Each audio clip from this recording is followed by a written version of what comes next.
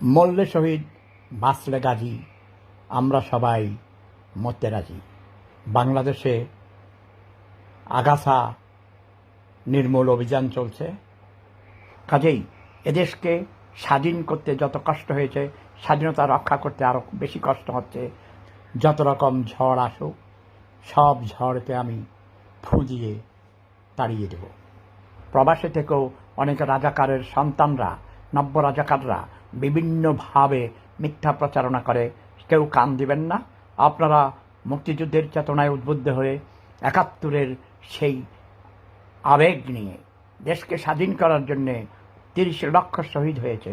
কাউয়া কাদির, বেকুব, নোয়াখিল্লা খাটার ছোট মেজর রফিকুল ইসলাম বীরুত্তম একটা জারজ সন্তান। এদের কারণে আমার হাঁটুপা বকা খায়, শব্দ বোমা খায়। এছাড়াও আর এমপি দোকানদার, মোকানদার, গার্মেন্টস ব্যবসায়ী, সোরটারা এমপি হয়েছে, যারা জীবনে কোনোদিন কখনো সংসদে কথা বলতে জানে না, লিখিত বক্তব্য রাখে, কখনো সংবিধান পড়ে দেখেনি।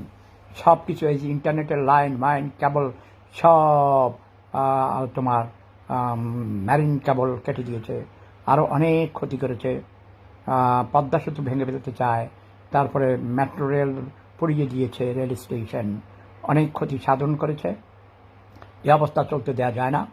সরকারে যারা আসে তারা শপথ গ্রহণ করে আসেন, জনগণের জানমালের নিরাপত্তার দায়িত্ব তারা নেবেন, এই কথা বলে আসেন, ওয়াদা করে আসেন।